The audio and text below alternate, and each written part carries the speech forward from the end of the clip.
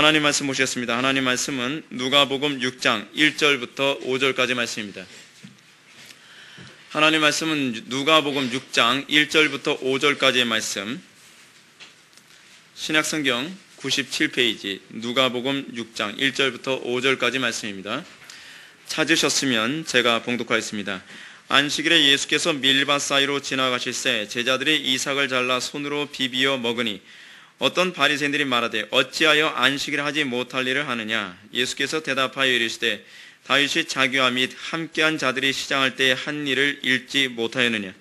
그가 하나님의 전에 들어가서 다만 제사장 외에는 먹어서는 안 되는 진설병을 먹고 함께한 자들에게도 주지 아니하였느냐. 또 이르시되 인자는 안식일의 주인이라 하시더라. 아멘. 이 시간은 누가복음 48번째 강의가 되겠습니다. 안식일이 주인 되신 주님이라는 제목을 가지고 하나님 말씀 증거하도록 하겠습니다. 안식일이 주인 되신 주님. 우리는 지난 시간에 금식에 관한 문제에 관해서 살펴보았습니다. 금식에 관한 문제로 바리새인들과 논쟁을 하시는 그런 예수님의 모습을 우리가 살펴보았습니다. 지난 시간에 이어서 우리는 예수님의 또 다른 논쟁을 우리가 살펴보게 됩니다. 안식일에 관한 논쟁입니다. 안식일에 관한 논쟁은 이번 시간과 다음 시간에 이어서 두 번에 걸쳐서 우리가 안식일에 관한 논쟁을 살펴보게 됩니다. 여러분들은 이 누가복음을 기록하면서 왜 이 금식에 관한 논쟁을 다루고 그리고 연달아서 안식일에 관한 논쟁을 두 가지 논쟁을 다루고 있는가라고 하는 부분에 관해서 우리는 먼저 관심을 기울여야만 합니다. 여러분들 우리가 성경을 볼 때 성경을 어떻게 봐야 되죠? 성경은 여러분들이 읽으면서 마음에 내킨 대로 마음에 감동이 오는 대로 해석하면 안 됩니다. 그것이 전형적인 칼 마르트주의의 특징입니다. 우리는 성경을 읽을 때 성경을 어떤 식으로 읽어야 되냐 하면 성경을 기록한 누가가 이 본문에서 어떠한 의도로 이것을 기록하였는가에 관한 그 의도를 살펴보는 노력을 우리는 많이 해야만 합니다. 자, 근데 누가는 어떻게 본문을 기록했습니까? 금식에 관한 논쟁에 관해서 두 개를 기록하고요. 논쟁을 하나를 기록하고 그 다음에 안식일에 관한 논쟁에 관해서 두 개를 기록하고 있습니다. 왜 금식에 관한 규례 그리고 안식일에 관한 규례를 이렇게 중요하게 다루고 있는가? 무엇 때문에 그렇게 하고 있는가?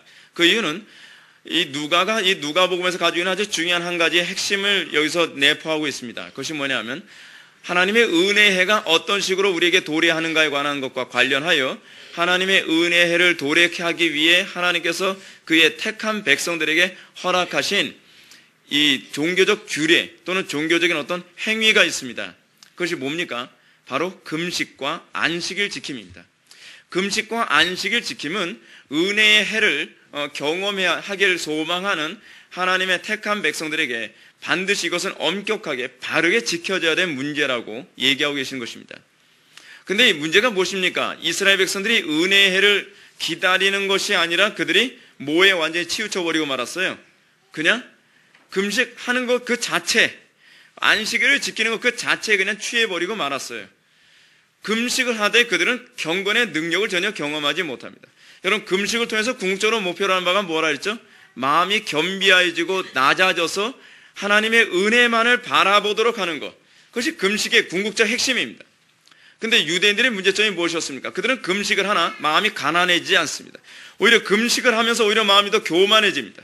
금식을 하면서 오히려 자기 의가 더 강화되어집니다. 나는 금식하는데 니네들은 왜 금식 안 하냐? 이런 유형의 교만이 오히려 차지함으로써 하나님의 은혜와는 아무런 관계없는 상태가 되었다는 것을 누가는 고발을 하고 있는 것입니다. 또 하나, 그러면 하나님의 은혜와 관련하여 지금 누가가 또 고발하고 하는 것이 무엇입니까? 그것은 바로 안식일입니다. 안식일이 왜 은혜의 해와 그토록 관련을 맺고 있습니까? 은혜의 해를 다른 말로 뭐라고 얘기하고 있죠? 희년이라고 얘기하고 있죠. 희년. 근데 희년은 어떻게 주어지는 겁니까? 희년을 기다리게 하기 위해서 하나님께서 점층적으로 주어진 이스라엘 백성들에게 주어진 절기가 있습니다. 첫 번째 뭡니까? 안식일입니다. 안식일은 뭐예요? 그러니까 7번째 날을 쉬는 겁니다. 그것이 안식일이죠. 그리고 또 안식년은 무엇입니까? 점층적으로 안식일을 계속 지키면서 7년 동안 안식년을 지키고 나면 이제 7번째 해가 되는 해는 뭐예요? 안식년을 지킵니다. 안식년은 뭐 하는 해예요? 안식년은요, 그냥 쉬는 것만이 아니라 많은 사람들에게서 이 노동자들이 자기의 옛것을 다시 회복하는 그런 부분적인 회복이 일어나는 그런 날이 바로 안식년입니다. 이 안식년이 또 7번 지나게 되면 7번 지나고 나면 49년이 되죠. 49년 된 그 다음 해가 뭐가 됩니까? 그거가 바로 희년이 되죠. 그래서 점층적으로 7을 계속 반복하죠. 여러분 굉장히 좀 흥미롭지 않습니까? 7년 동안 반복하면 안식년이 되고, 그리고 7년 동안 7일을 7년 동안 반복한 것을 7번 다시 반복하면 그 50번째 되는 해가 바로 희년이 됩니다. 그렇게 하면서 그들은 점층적으로 뭘 소망하게 되면 희년이 뭐라고요? 은혜의 해. 그러니까 이사야서 46장 1절과 2절에서 얘기하는 것처럼 은혜의 해를 끊임없이 바라보도록 계속으로 소망을 갖게 하는 것이죠. 그렇게 하면서 소위 이 은혜의 이 수혜자가 되도록 하는 것에 초점을 맞추고 있습니다. 근데 문제가 무엇이냐 하면 이스라엘 백성들이 안식일을 지키면서도 하나님의 은혜에 관심이 없어요. 안식년을 지키면서도 하나님의 은혜에 관심이 없어요. 자, 근데 이것이 오늘날 그리스도인들의 모습이 아니냐 하는 것입니다. 오늘날 그리스도인들의 모습이 어떻습니까? 주일을 성수하면서도 영원한 안식에 대해서 관심이 없어요. 여러분, 영원한 안식이 무엇입니까? 천국 가는 게 영원한 안식입니까? 성경은 그렇게 얘기하지 않죠. 성경은 영원한 안식에 관한 개념을 이 땅에서 예수 그리스도와 동행하는 삶을 얘기하는 거예요. 그리고 그 예수 그리스도와 동행하는 것의 완성이 뭐예요? 그것이 바로 영원한 천국이에요. 근데 이 땅에서 그리스도와 동행하는 영원한 안식에 대해서 아무런 관심이 없어요. 뭘 하면서도? 기도를 하면서도, 금식을 하면서도, 예배를 드리면서도 그리스도와 동행하는, 또는 그리스도와 연합하는, 그리스도를 닮아가는 것에 아무런 관심을 갖고 있지 않다고 한다면 바리새인이죠. 바리새인과 아무런 다를 바가 없습니다. 경건의 모양을 했으나 경건의 능력을 부인하는 자들에게서 떠나가라라고 하는 사도 바울의 교훈처럼 우리는 오늘날 시대 교회가 경건의 모양만 가득하고 이파리만 무성하지 아무런 경건의 능력이라고 하는 열매가 나타나지 않는 그런 혐오스럽고 끔찍한 시대에 우리가 살고 있다고 할 수 있을 것입니다. 자, 그러면 이 안식일을 준수하는 문제, 우리가 오늘 이 시간 살펴보는 것은 안식일 준수에 관한 문제인데, 이 안식일 준수가 궁극적으로 목표로 하는 바가 무엇이냐면 안식일을 바르게 준수하게 되어지면 이들은 궁극적으로 하나님의 은혜를 사모하게 된다는 것입니다. 그래서 실제로 예수님 당시에도 많은 사람들이 하나님의 은혜를 사모하였고, 그래서 예수님이 이 어린 아기로 왔을 때도 내가 메시아를 보았다라고 주의 날에 대해서 은혜의 해를 찬송했던 것을 보게 됩니다. 자, 그러면 누가는 과연 하나님의 은혜에 참여하는 자로서 안식일을 어떻게 준수해야 된다고 얘기하는가? 우리 오늘 그것을 한번 살펴보자 합니다. 이것을 알아보기 위해서 우리는 이제 오늘 본문 말씀을 꼼꼼히 살펴봐야 될 텐데 1절과 2절의 말씀을 먼저 보시겠습니다. 안식일에 예수께서 밀밭 사이로 지나가실 때 제자들이 이삭을 잘라 손으로 비비어 먹으니 어떤 바리새인들이 말하되 어찌하여 안식일에 하지 못할 일을 하느냐. 아멘. 우리가 지금 읽은 이 두 구절은 예수님의 제자들이 안식일의 밀밭 사이로 지나가면서요. 안식일입니다. 안식일의 밀밭 사이로 지나가면서 배가 고프니까 밀 이삭을 뜯어다가 비벼가지고 먹은 거예요.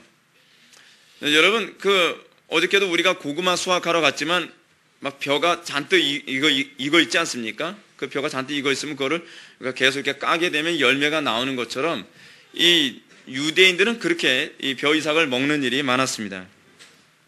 근데 바리새인들이 예수님의 제자들을 향해서 뭐라 하냐면 어찌하여 안식일에 못할 일을 하느냐라고 예수님의 제자들에 대해서 막 신랄하게 비난합니다. 지난 시간에는 뭘 비난했어요? 지난 시간에는 금식을 왜 안 하느냐라고 비난을 했다면 이번에는 왜 안식일날 벼 이삭 비워 먹느냐, 그거 가지고서 지금 문제시하고 있습니다. 오늘 본문은 우리가 바르게 이야기해서 먼저 알아야 할 것이 있는데 그것이 뭐냐면 지금 이 사람들이 문제시하는 것이 무엇이냐는 것입니다. 이 사람들이 하지 못할 일이라고 하는 것은 그들이 말하는 하지 못할 일이란 남의 밭에 가서 곡식을 따먹은 이 행위 자체를 문제시하는 것이 아닙니다. 그러니까 무엇을 했느냐, 이 왓에 관한 문제를 얘기하는 것이 아니라 언제, 소위 이 웬에 관한 문제를 얘기하는 겁니다. 언제 이걸 했다는 것. 그러니까 여러분들이 율법을 보게 되면 신명기 23장 25절에 보게 되면 나그네들이 길거리 가면서 낮만 되지 않으면 그냥 벼 이삭을 이렇게 비워다가 또는 밀 이삭 같은 걸 이렇게 비벼서 먹는 것에 관해서 이것을 전혀 문제시하지 말라라고 언급하고 있습니다. 근데 문제는 뭐냐면 그 한 행위가 아니라 언제 했다는 거예요? 안식일날 그것을 했다는 거예요.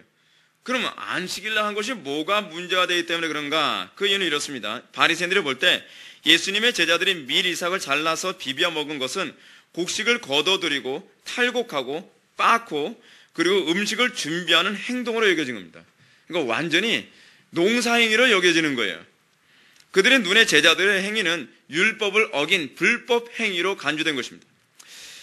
유대인들이 아닌 우리의 안목으로 보면 이거 좀 우스꽝스럽지 않습니까? 좀 코미디 같은 얘기 아닙니까? 아니 이것이 무슨 탈곡이에요? 탈곡이라고 한다면 무슨 뭐 대량으로 뭘 해야 탈곡 아닙니까? 근데 배가 고파서 그 벼이삭을 좀 긁어다가 비벼서 그냥 먹은 거예요. 근데 벼이삭을 딴 걸 탈곡이라고 하고 그리고 이걸 비빈 걸 뭐예요? 빻은 거라고 얘기하고 그리고 먹은 이것을 껍질 까서 먹은 걸 뭐라 그래요? 이게 음식 준비해서 먹은 거라는 거예요. 근데 여러분 왜 이렇게 우스꽝스러운 그 율법이 나왔습니까? 여러분 근데 이게 우스꽝스러운 문제가 아닙니다. 이것이 오늘날 한국교회 안에서 흔하게 나타나는 문제입니다. 우리는 우리 방식의 율법주의에 익숙해져서 그게 우스꽝스럽지 않게 여겨질 뿐이에요. 근데 여러분 어떤지 아십니까? 불신자들이 기독교인들 보면 우스꽝스럽다라고 하는 부분이 얼마나 많은지 모릅니다. 우리들은 우리들의 문화에 젖어서 이 성경적이지도 않고 우스꽝스러운 행동을 아무렇지도 않게 행동을 하는데 제3자들은 그렇게 보고 있다는 거예요. 그럼 어떤 것인가? 어떤 문제 때문에 이렇게 발생하는가? 왜 유대인들은 이렇게 우스꽝스러운 행동을 하면서도 이것에 대해서 아무런 문제점을 발견하지 못했는가? 그 이유는 뭐냐면 이것이 구원과 직결된 문제였기 때문에 그렇습니다.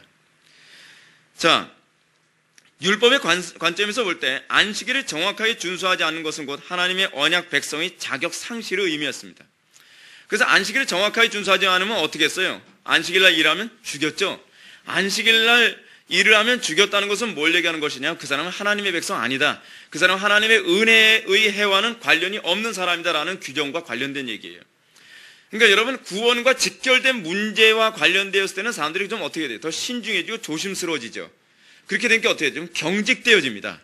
경직되어지면서 이 논리적인 얘기가 먹혀 들어가지가 않아요. 합리적인 얘기가 먹혀 들어가지 않는단 말이에요. 비합리적이고 우스꽝스러운 행동을 하면서도 이것이 구원과 직결되어진 문제이기 때문에 이 부분에 대해서는 절대로 손을 대서는 안 된다라고 생각하는 그런 사고방식이 생겨지는 겁니다. 자, 그래서 유대인들은요, 안식일을 엄격하게 준수하기 위해서 39개의 조항을 만들었습니다. 말도 안 되는 코미디 같은 39개의 조항. 그래서 몇천 걸음 이상 걸어가면 안식일 준수 안 한 거예요. 그러니까 걸어 다니면서도 숫자를 세야 되는 이런 우스꽝스러운 행동을 했습니다. 성경에는 없는 얘기죠. 그 사람들이 만든 뭐예요?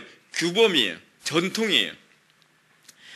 이런 우스꽝스러운 조항이 만들어지게 된 것이 바로 이 구원이라고 하는 것에 초점이 맞춰졌을 때 나타나는 특징이에요. 사랑하는 성도 여러분, 우리가 유대인들의 안식일 준수 조항을 보면서 기가 찰 정도로 한심하게 보이는 이유는 어디 있습니까? 그 이유는 바로 율법을 준수하는 목적이 바로 하나님을 사랑하고 이웃을 사랑하는 데 초점이 맞춰져 있지 않아서 그래요. 하나님의 영광에 초점이 맞춰져 있지 않아서 그래요. 우리가 교회 안에서 뭐 주일을 성수한다든지 기도를 한다든지 뭘 한다든지 교회 안에서 요구되어지는 그런 요구사항을 우리가 준수할 때 우리가 말도 안 됨에도 불구하고 점검조차도 않고 말도 안 되는데도 불구하고 그것에 관해서 이것이 문제가 있나 없나조차도 생각하지 않는 이유는 무엇이냐 하면 하나님의 영광과 관련하여 생각하지 않고 이것이 구원과 직결되어진다고 생각하기 때문에 그렇습니다. 여러분들이 항상 우리가 사고가 항상 어디에 초점이 맞춰져야 우리의 신앙이 경직되지 않는가? 항상 하나님의 영광입니다. 이것이 청교도들이나 종교개혁자들 신앙의 핵심이었습니다. 먹든지 마시든지 무엇을 하든지 하나님의 영광을 위하여 하라. 이것이 사도 바울의 아주 중요한 지론 아닙니까? 그렇습니다. 하나님의 영광에 초점을 맞춘다면 하나님의 영광이 위배됐다는 차원에서 분명히 이 부분이 잘못됐다는 것이 입증되어지겠죠. 근데 하나님의 영광이 아니라 구원을 받는다고 한다면 아주 어처구니 없는 일이 자꾸 생깁니다. 구원을 받을 수만 있다면 어떻게? 헌금 많이 드리죠. 그것 때문에 안 믿는 사람들이 욕 많이 하지 않습니까? 구원을 받을 수만 있다면 뭐예요? 광신적인 행위도 서슴지 않습니다. 그 이단 종파에서 주로 많이 나타나는 이유가 바로 거기 있어요. 여러분, 특히 이 구원과 직결되어졌을 때 어떤 어처구니 없는 일이 많이 생깁니까? 이 성관계 맺는 것과 구원을 직결해서 얘기하는 어떤 이단이 있죠. 어디에요? 통일교가 그러잖아요. 통일교. JMS 같은 데가 그러잖아요. 근데 어떻게 이런 성관계와 구원을 직결했을 때 사람들이 어떻게 이 부분을 비판조차도 못하는가? 구원을 직결해서 생각하게 되면 항상 그런 문제가 생겨요. 하나님의 영광이라고 하는 신학과 관련해서 맺는다면 이건 말도 안 되는 소리죠. 근데 유대 사회 안에서도 구원이라고 하는 것과 직결하여 생각을 하게 됐을 때는 모든 사고가 경직되어져 버리고 맙니다. 잘못됐다는 것을 판단이나 비판조차도 하지 못하게 됩니다. 바리새인들에 나타났던 부분이 오늘날 교회 안에서도 그대로 나타나죠. 구원을 받기 위해서 헌금을 하십니까? 구원을 받기 위해서 주의 성수를 합니까? 구원을 받기 위해서 종교 생활합니까? 신앙 자체가 잘못된 겁니다. 출발 자체가, 접근 방식 자체가 잘못된 겁니다. 우리가 하나님의 영광을 위하여 살고자 하는 자가 뭐래요? 주의 이름을 부른다 그러죠. 누구든지 주의 이름을 부르는 자는 구원을 받기 위해서 부르는 것이 아니라 하나님의 영광을 위하여 사는 것이 바로 주의 이름을 부르는 이유가 되어야 돼요. 근데 주의 이름을 부르는 것, 하나님의 영광을 위하여 사는 것, 이것 사실은 진정한 의미에서 구원이에요. 그러니까 우리가 구원이라고 하는 것의 개념을 자꾸 예수 믿고 천당 가는 개념으로 이해하니까 이단이 들어올 수 있는 이 틈새가 너무 많이 벌어져 버리고 만 겁니다. 구원 받기 위해서 행동하지 마십시오. 하나님의 영광을 위하여 살기 위해서 행동을 하십시오. 그랬을 때 여러분들이 사이비 이단에 미혹되어지지 않습니다. 요즘에 나오는 수많은 이단들의 공통점은 다 구원과 직결되어 있습니다. 중세시대 이단의 특징 또한 다 구원과 직결되어 있습니다. 영지주의 이단들도 다 구원과 직결되어 있습니다. 그래서 구원만 받는다면 무슨 일을 해요? 남을 죽이는 것까지도 서슴지 않는 거예요. 구원을 받을 수만 있다면 자기 자식을 불 가운데로 집어던지는 것도 서슴지 않아요. 그게 바로 이방 중에서 흔하게 나타났던 거예요. 구원과 직결되어지면 사람은요, 그 정도로 이성이 쉽게 마비되어질 수 있다는 얘기입니다. 자, 그러면 우리 신앙생활이 어떻게 유대인들의 우스꽝스러운 신앙생활이 아닌 하나님의 영광이 나타나는 신앙생활을 하려면 과연 어떻게 해야만 하겠습니까? 3절과 4절의 말씀 봅시다. 예수께서 대답하여 이르시되 다윗이 자기와 및 함께한 자들이 시장할 때에 한 일을 잃지 못하였느냐? 그가 하나님이 전에 들어가서 다만 제사장 외에는 먹어서는 안 되는 진설병을 먹고 함께한 자들에게도 주지 아니하였느냐? 아멘. 예수님은 바리새인들을 향해서 아주 독특한 대답을 하십니다. 우리가 상식적으로 생각하면 어떻습니까? 예수님의 제자들이 안식일을 어겼습니다. 왜 안식일날 이런 행동을 합니까? 라고 한다면 우리는 어떤 식으로 반박을 가하겠습니까? 너희들이 안식일에 대해서 잘 모르나 보다. 안식일에 대해서 쭉 설명을 해주겠죠. 근데 이 예수님의 논리 구조가 우리하고 정말 차이가 나는 것이 바로 그겁니다. 생각지도 않는 다른 방식으로 논리적 접근합니다. 여러분, 우리가 성경에서 가장 탁월한 변증가가 누군지 아십니까? 바로 예수님이십니다. 우리는 성경에 비논리적으로 기록되어 있을 것이다라고 생각하는 그런 사람들이 굉장히 많은데 성경을 좀 제정신을 차리고 제대로 읽어보면 성경이 얼마나 논리정연하고 그 예수님의 복음 접근 방식이 얼마나 합리적인지를 알 수 있습니다. 근데 우리는 오늘날 이 기독교가 잘못 이상하게 돼버려서 합리성을 포기하는 것이 기독교인 것처럼 돼버리고 말았어요. 소위 광신주의가 보수주의라고 생각합니다. 아닙니다. 착각하지 마십시오. 소위 자유주의가 합리적이라고 생각합니까? 그렇지도 않습니다. 자유주의야말로 오히려 비합리적인 요소가 굉장히 많습니다. 보수적인 것이 진정으로 합리적입니다. 근데 오늘날 우리는 보수주의와 신비주의를 구분할 줄 모르다 보니까 우리가 신비주의를 추구하면 이것이 보수라고 자꾸 착각을 합니다. 아닙니다. 신비주의는 주관주의입니다. 그래서 그것은 오히려 자유주의에 가깝습니다. 그래서 항상 성경을 근거로 해서 사고하지 않으면 여러분들 사고치고 돌아다니게 되어 있습니다.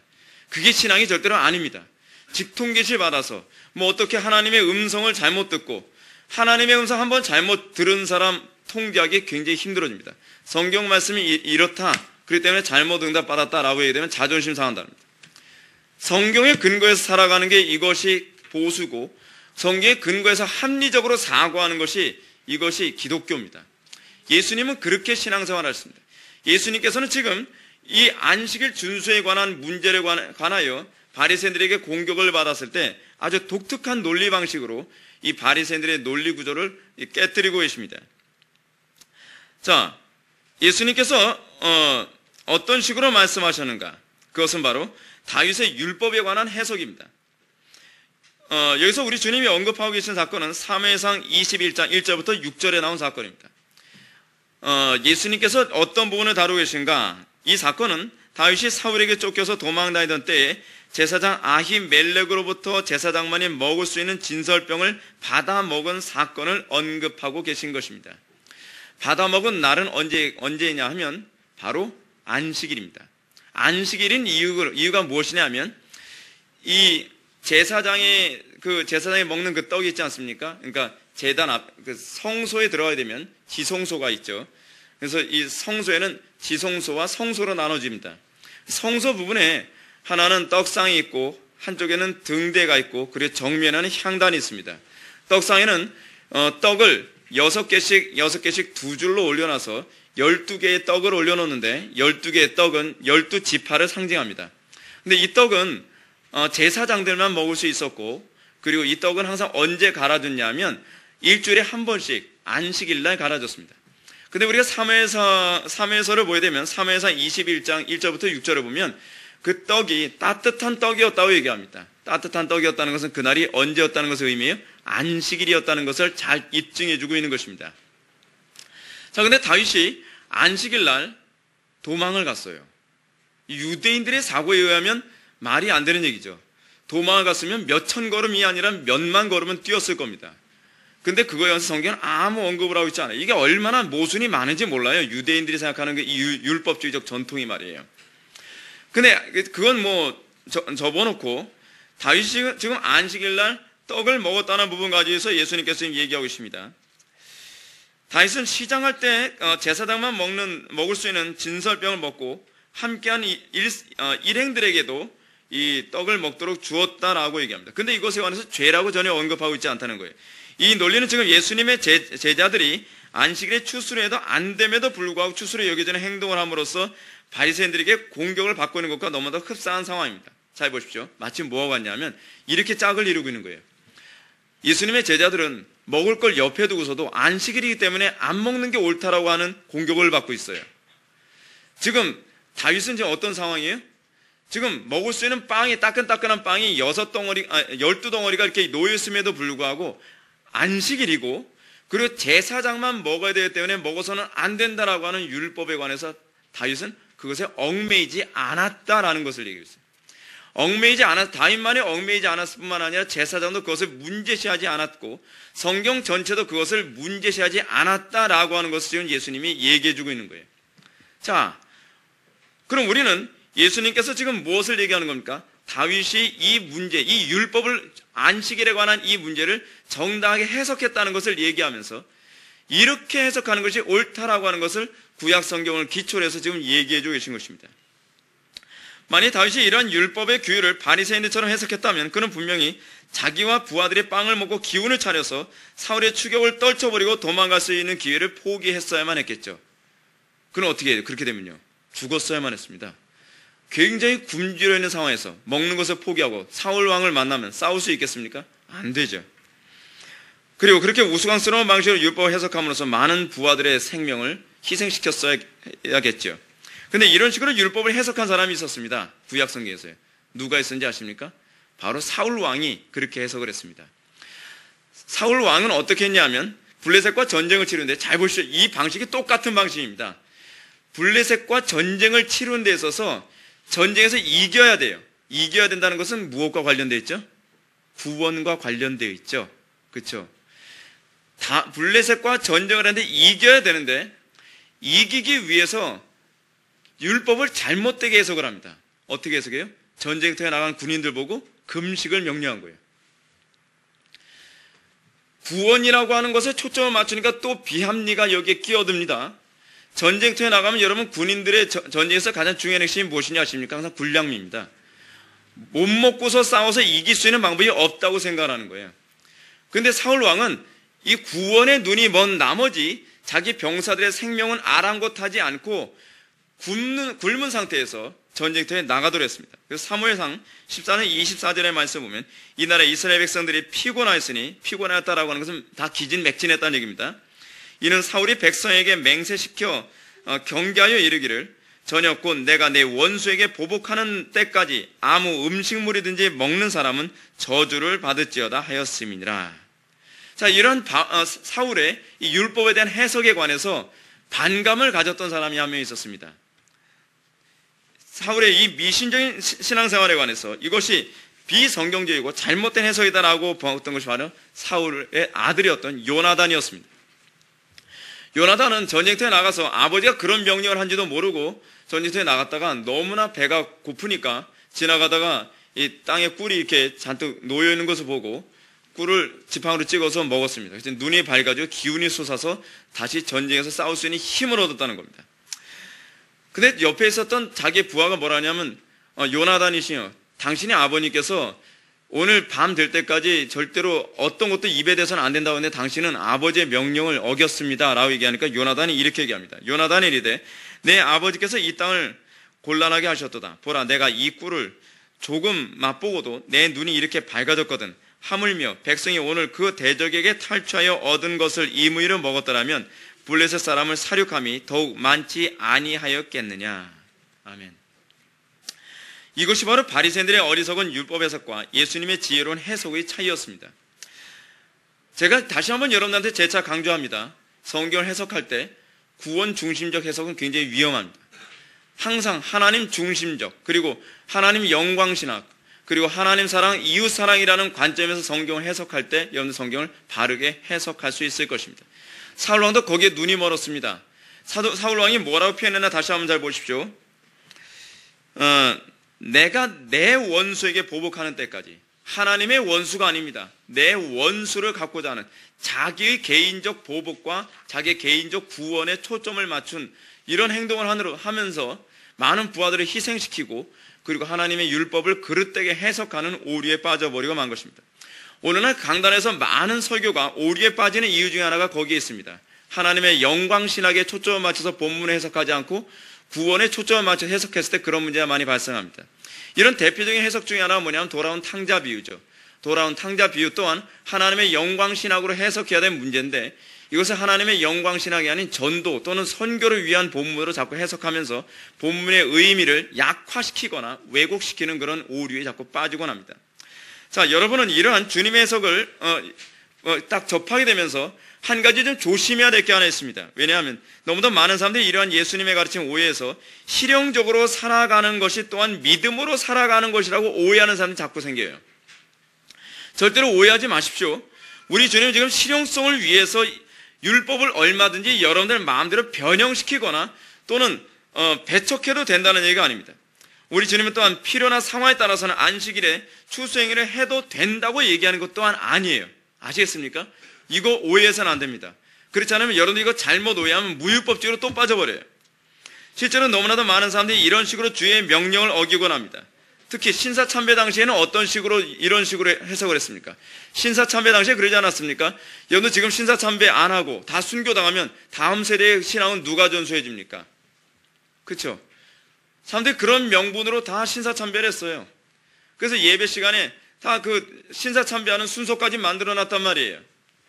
그 왜 그래요? 자꾸 이것이 하나님의 영광에 초점 맞춰지지 않고 어디에 초점 맞춰서 해석을 해서 그래요? 구원 중심적인 해석을 자꾸 해석을 해요. 구원 중심적인 해석. 여러분, 어떤 분은 또 이렇게 생각합니다. 성령의 인도를 따른다고 하면서 무율법주의에 빠지는 경향이 있습니다. 여러분, 성령의 인도란 직관의 인도를 받는 것이 아닙니다. 그 부분에서 제가 좀 이따 제가 또 설명하기도 합니다. 어떤 분은 현재 자신의 사업이나 직장 생활이 어려운 상황이 있기 때문에 일단은 위기를 돌파한 후에 서서히 주의를 성수해도 늦지 않는다라고 성경 그렇게 왜곡해서 해석하는 사람도 있습니다. 어떤 분은 11조를 드리는 문제에 있어서 현재 자신의 경제적인 상황이 너무나 어려운 상황이니까 지금은 아니다. 좀 지혜롭게 하자. 그래서 11조를 안 하는 사람들도 있습니다. 어떤 사람들은 복음을 전략적으로 전달해야 된다라고 운운하면서 자꾸 십자가 얘기하면 안 된다. 자꾸 죄를 지적하면 안 된다. 어쩌니 한 명이라도 더 예배당에 더 많이 채워서 나중에 그들이 더 많이 들어오면 그 다음에 복음 전에 늦지 않는다. 너무 많이 들어오게 되면 그 다음에 십자가 전할 수가 없습니다. 그 상태에서 십자가 전하게 되면 교인들이 다 나가든지 그 사람 목회자가 쫓겨나든지 둘 중에 하나 극단의 상황을 선택해야만 합니다. 오늘날 많은 사람들이 유혹을 받는 부분이 바로 이것입니다.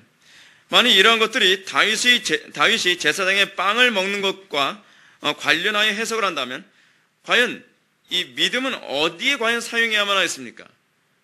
그렇죠? 믿음을 사용해야 될 필요가 없는 거죠. 오늘날 우리가 하나님의 말씀을 현실이라는 상황을 적절하게 타협하기 위해 이런 식으로 예수님의 말씀을 인용하게 된다면 여러분들 틀림없이 상황윤리에 빠져버리고 말 것입니다. 여러분들 믿음 없이도 신앙생활을 할 수 있는 길만 찾아다니게 될 것입니다. 여러분들에게는 십자가가 없어지게 될 것입니다. 자, 이제 여러분들은 제가 말씀을 드리는 이 가르침에서 심각한 갈등을 겪게 될 것입니다. 여러분들 설교 들으면서 도대체 어떻게 살라고 하는 것이냐가 하는 질문을 던져야 될 것입니다. 도대체 상식으로 살라는 얘기냐? 아니면 제가 흔히 말씀드린 것처럼 상식을 초월한 믿음의 선한 싸움을 하면서 살라는 것이냐? 저는 혼란스러워질 것입니다. 이 둘의 문제는 매우 중요한 문제고 매우 미묘한 문제입니다. 그리고 굉장한 분별력을 필요로 하는 문제입니다. 그리고 이 부분에 대한 균형을 잡았을 때 소위 성숙한 그리스도인이라고 얘기합니다. 이 균형을 못 잡으면 여러분들은 하나님의 영광을 드러내는 그리스도인다운 그 모습이 나타나지가 않습니다. 여러분, 그리스도인이라는 존재는 어떤 존재인지 아십니까? 마치 이렇게 보이는 사람들이에요. 어떻게 보면 돌쇠처럼 우직하고 어떻게 보면 뱀처럼 지혜로운 존재로 보여요. 이게 그리스도인이에요. 이게 그리스도인. 어떤 문제에서는 타협도 하지 않으면서 계속적으로 인내하면서 우직한데 어떨 때는 예수님의 이 모습처럼 굉장히 지혜롭게 마치 뱀처럼 지혜로워요. 근데 여러분, 우리 주변에 그런 그리스도인들 얼마나 많습니까? 우리 주변에 대부분의 그리스도인은 딱 두 가지 유형으로 나눠집니다. 뱀처럼 지혜로운 게 아니라 뱀처럼 교활한 그리스도인과 그걸 소위 지혜라고 자꾸 이게 말하는 사람도 있어요. 또 하나 뭐냐면 무식할 정도로 우직한 돌쇠형 그리스도인. 근데 이 양쪽의 그리스도인은 다 가짜입니다. 진짜 그리스도인의 모습은 그런 모습이 아닙니다. 예수님의 모습은요, 우직하나 지혜로웠습니다. 다윗의 모습에서도 또는 바울의 모습에서도 우리는 성경에 나오는 모든 인물들, 교회사에 나오는 모든 인물들에게서 우리는 그들은 우직하나 지혜로움을 우리는 발견할 수 있었습니다.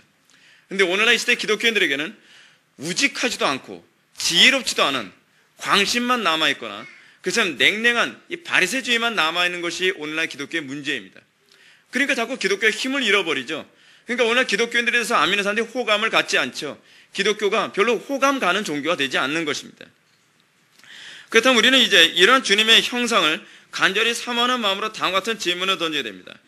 과연 어떻게 이런 영광스러운 모습을 소유할 수 있습니까? 어떻게 살아야 이런 우직함과 지혜로움이 함께 나타나는 하나님의 형상, 즉 주님의 영광에 우리가 참여할 수 있겠습니까? 그 해답이 바로 5절입니다. 5절 말씀을 다 같이 한번 읽어보시겠습니다. 시작. 또 이르시되 인자는 안식일의 주인이니라 하시더라. 아멘. 안식일은 유대인들에서 구원과 직결되어진 절기였습니다. 근데 지금 예수님은 구원과 직결되어진 이 절기에 관해서 안식일의 주인이 누구냐에 관한 문제를 거론하고 있습니다. 안식일의 주인을 누구로 삼을 때에 궁극적으로 우리가 바르게 이해할 수 있어요? 예수 그리스도. 네. 궁극적으로 하나님의 영광에 초점을 맞출 때 이것이 가능하다는 겁니다. 우리 주님은 성도가 우직함과 뱀처럼 지혜로움이 동시에 나타나는 형상이 가능할 수 있는 근거를 여기에 두고 계십니다. 즉 우리 신앙의 주인을 주님으로 삼는 것입니다. 다시 말해서 오로지 하나님의 영광을 위해서 살아가는 데 초점을 맞추는 것만이 이 균형 잡힌 신앙이 가능해진다는 사실입니다. 근데 문제는 뭐냐면 우리가 욕심 때문에 그렇지는 못해요. 욕심 때문에 성경을 바르게 해석하지 못한단 말이에요. 욕심 때문에 우리는 균형을 자꾸 잃어요. 모든 균형을 잃는 원인은 항상 욕심에 있어요. 그래서 여러분 10계명 중에 10번째 계명은 나머지 9가지 계명을 다 포괄하는 계명입니다. 10번째 계명이 무엇입니까? 탐심이죠. 탐심. 그 탐심은 뭐예요? 우상 숭배라고 얘기하죠. 이 탐심이 우리 심령 속에 자리를 잡고 있는 한 우리는 균형 잡힌 그리고 경건하고 그리고 아름다운 그리스도인으로서의 모습을 우리는 우리는 소유할 수가 없습니다. 그렇습니다. 예수님의 제자들과 다윗에게서 우리가 발견해야 되는 것은 바로 여기에 있습니다. 그들은 누가 뭐라 하더라도 순수하게 하나님의 영광만을 바라보며 살아온 사람들입니다. 그들의 모습에서 그런 하나님의 영광이 나타날 수 있었던 것은 그들의 순수하게 하나님의 영광만을 사모하고 그것을 위해서 열정적으로 살아가는 모습 때문에 이것이 가능했다는 거예요. 예수님의 제자들이 안식일에 밀밭을 다니며 밀을 비벼 먹은 것은 욕심 때문이 아니었습니다. 그들이 밀밭에서 밀을 비벼 먹은 것은 그리스도를 따라다니며 그리스도의 영광을 위하여 살고자 하는 이 열심 가운데에 배고픈 것을 해결해야만 주님을 따르는 일에 더 충성을 다할 수 있었기 때문에 그렇습니다. 다윗 또한 다윗이 제사장들만이 먹는 그 빵을 먹었던 이유도 동일합니다. 그가 사울의 추격을 피해서 도망가는 것 또한 하나님의 언약과 하나님의 명령을 지키기 위한 일환으로서 그가 행동하는 것 가운데 하나로서 그 하나님의 영광 위에 사는 것, 예수 그리스도를 주로 여기는 그 범주 안에서 했던 것 중 하나가 뭐냐면 빵을 먹은 거예요. 그랬을 때라야만 이 균형 잡힌 하나님의 영광의 모습이 나타나게 되는 것입니다. 사랑하는 성도 여러분, 우리는 오늘날 신약시대를 어떤 식으로 바라보냐면, 신약시대는요, 성령의 인도를 받는 하나님의 백성들의 시대라고 얘기합니다. 이것이 신약시대의 특징입니다. 근데 문제가 뭐냐면, 성령의 인도를 받는다는 것은 도대체 무엇인가 하는 부분입니다. 여러분, 성령의 인도를 받는다는 게 무엇입니까? 직관을 따르는 겁니까? 여러분들 기도를 하다가, 소위, 제가 이제 오후 예배 때 말씀드리겠지만, 칼 바르트주의가 바로 그거예요. 직관을 따라가는 것. 그것이 성령의 인도라고 생각하는 거예요. 근데 그게 내 생각일지 성령의 인도일지 어떻게 합니까? 대부분 그걸 구분을 못해요. 그래서 교회가 자꾸 혼란에 빠져버려요. 질서가 다 무너져버려요. 근데 그것이 경건한 거라고 자꾸 생각하고 그것이 신앙이 좋은 거라고 자꾸 생각하는 것이죠. 우리는요, 하나님의 인도를 받는다, 성령의 인도를 받는다는 것은 아주 핵심적으로 얘기하면 이것입니다. 하나님의 영광 위에 살고자 하는 열망의 이끌림을 받는다는 거예요. 이것이 성령의 인도를 받는 겁니다. 하나님의 영광을 위하여 살고자 하는 뜨거운 열정에 사로잡힌 자, 그것이 우리가 성령으로 거듭난 이후에 우리 속에서 나타나는 새로운 변화입니다. 우리가 성령으로 거듭나기 이전에는 어떻습니까? 우리는 욕심에 인도되어 살았습니다. 우리는 명예에 인도되어 살았습니다. 성공에 인도되어 살았습니다. 행복과 만족의 인도만을 바라보며 살았습니다. 그러나 우리가 성령으로 거듭난 이후에 우리가 성령의 인도를 따른다는 것은 무엇입니까? 우리는 오로지 하나님의 영광만을 바라보며 그 열망에 우리가 붙잡혀서 그것에 이끌림을 받아 살아가는 것. 그렇습니다. 이것이 바로 성령의 인도함을 받는 것입니다. 그래서 여러분, 제가 기도에 관한 아주 중요한 한 가지 노하우를 여러분들한테 말씀드리겠는데, 여러분들이 성령 안에서 기도했을 때 나타나는 현상이 무엇인지 아십니까? 여러분들이 성령 안에서 기도한다고 했을 때 여러분들이 나타나는 것은 아주 중요한 핵심은 이것입니다. 이것은 바로 하나님의 영광에 대한 뜨거운 열망이 여러분 속에서 끓어오르는 것입니다. 그렇게 되면 자동적으로 뭐가 없어지냐면 여러분들의 육신의 욕망이 점점 죽어지게 되어 있어요. 육신의 욕망이 죽어지게 되면 비로소 사물을 보는 객관적인 눈이 열립니다. 욕심의 눈이 가려진 상태에서는 분별력이 생기질 않아요. 그래서 여러분들이 기도를 해야만 하는 이유가 무엇이냐면, 기도를 하면서 우리 속에 소위 우리가 하나님의 영광을 위하여 살고자 하는 이 발효가 가슴을 뜨겁게 끌어오르면서, 그럼 하나님의 영광 위에 사는 것에서 올바른 선택이 무엇인가 하는 판단이 정확하게 서게 되는 것이죠. 이것이 성령의 인도를 받는 기도입니다. 성령의 인도를 받는다는 것은 희한한 어떤 음성을 듣는다거나 그렇지 않으면 어떤 뜨거운 체험을 하는 문제가 아닙니다. 우리의 가슴이 하나님의 영광을 바라보는 뜨거움에 사로잡히는 것입니다. 가슴이 뜨거워집니다. 어찌하니 하나님을 기쁘시게 드리고 하나님을 사랑하고 이웃을 사랑하는 마음에 사로잡히는 것입니다. 그랬을 때 우리가 성령의 인도를 그렇게 받게 되었을 때 우리는 십자가를 지는 것을 두려워하지 않게 됩니다. 그리고 그렇게 했을 때에 우리는 모든 사람들이 성경에서 위배되지 않는 바른 성령의 인도를 받게 되어지는 것입니다. 왜요? 하나님의 영광을 위한 그 뜨거운 열망이 우리 속에서 끌어오르게 될 때는 우리는 반드시 성경을 묵상하는 쪽으로 성령님께서 우리를 인도하실 것이 틀림없기 때문에 그렇습니다. 사랑하는 성도 여러분, 여러분은 아마 이러한 성경의 가르침을 접하면서 또 혼란스러운 부분이 있을 겁니다. 왜냐하면 우리는 만물보다 거짓되고 심히 부패하는 마음이 있기 때문에 그렇습니다. 우리는 끊임없이 마음에 속아갑니다. 그것이 바로 이 시대의 특징입니다. 바르트주의가 오늘날 한국교회를 완전히 점령하고, 전 세계를 점령하면서 나타나는 것이 뭐냐면, 만물보다 심히 부패한 마음을 성령의 음성인 것처럼 속게 만들었다는 사실입니다. 바르트가 가지고 있는 신학적인 전제는 무엇이냐면 성선설입니다. 인간은 선하게 태어났다는 겁니다. 그러나 성경은 우리들에게 성선설을 지지하지 않습니다. 성경은 우리가 인간이 전적으로 타락했다는 것을 우리들에게 호소하고 있습니다. 그러나 우리가 항상 경계해야 되는 것은 내 마음에 속지 않도록 하는 것입니다. 따라서 우리는 얼마든지 하나님을 기쁘시게 한다는 명분하에 자기 욕심을 채우려 할 수 있다는 것을 항상 염두에 두어야만 합니다. 그렇다면 우리가 우리의 부패한 자신의 마음에 속지 않고 균형 잡힌 신앙생활을 하려면 어떻게 해야 되겠습니까? 그것은 바로 하나님에 대한 사랑과 이웃에 대한 사랑의 관점을 잃지 않는 것입니다. 욕심을 포기하는 것입니다. 그것은 성령의 임재가 있을 때라야만 욕심이 포기되어집니다. 욕심에 대한 불이 끓어오르는 상태에서 받은 응답은 틀림없이 잘못된 응답입니다. 하나님의 영광에 대한 열망, 하나님을 기쁘시게 해드리고 이웃을 어찌하든지 유익하게 하고자 하는 열망 속에서 우리가 기도하게 되어졌을 때 그 기도만이 성령 안에서 기도했다라고 감히 얘기할 수 있으며, 그렇게 기도했을 때라야만 우리는 성령 안에서 바른 기도의 삶을 날마다 살아갈 수 있고, 또 그렇게 살아갈 때라야만 우리에게 바른 성화의 열매가 나타난다는 것을 여러분들은 잊지 마시기 바랍니다. 사도 바울은 자신이 우상에 드려진 고기를 먹을 권한도 있고 먹지 않을 권한도 있다고 하면서, 사도 바울은 자신에게 주어진 이 권한, 고기를 먹을 권한과 먹지 않을 권한, 이 고기는 어떤 고기? 우상에 드려진 고기죠. 자기는 이것을 먹어도 되고 먹지 않아도 될 권한이 있다. 소위 아디아포라에 관한 문제죠. 근데 이 부분을 사도 바울은 자기 욕심에 유익이 되는 쪽으로 해석을 하지 않습니다. 오히려 사도 바울은 뭐라 얘기합니까? 하나님의 영광과 이웃 사랑이라는 관점에서 이것을 해석합니다. 내가 고기를 먹어도 내가 하나님 앞에 부끄러움이 없지만, 그럼에도 불구하고 내가 고기를 먹는 것이 하나님께 영광이 되지 않고 내가 고기를 먹는 것이 이웃에 해가 된다면 나는 영원히 고기를 먹지 않겠노라. 이것이 바로 성령 안에서 기도하는 사람, 그리고 이것이 바로 성령의 인도를 따르는 사람들에게 나타나는 특징인 것을 믿으시기 바랍니다. 그러므로 사랑은 율법의 완성입니다.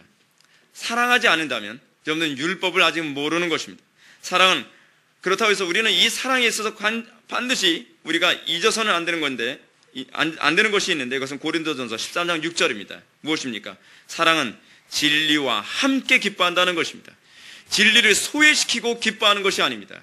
우리가 항상 진리 안에서 우리가 사랑하고, 그래서 진리와 함께 기뻐하는 사랑이 우리 회복의 교회와 한국교회에 충만하기를 주님의 이름으로 축원합니다. 다시 기도하시겠습니다. 사랑이 많으신 하나님 아버지, 우리가 구원에 초점을 맞춘 신앙이 아니라 하나님의 영광에 초점을 맞춘 신앙을 얻기를 원합니다. 우리가 바르게 성령의 인도를 받아서 우리가 하나님께 영광이 되고 이웃에게 유익이 되는 삶을 살기를 원합니다. 우리에게 항상 큰 은혜 베풀어 주시사 우리가 이 길에서 벗어나지 않게 하여 주옵소서. 예수님의 거룩하신 이름으로 기도 올렵나이다.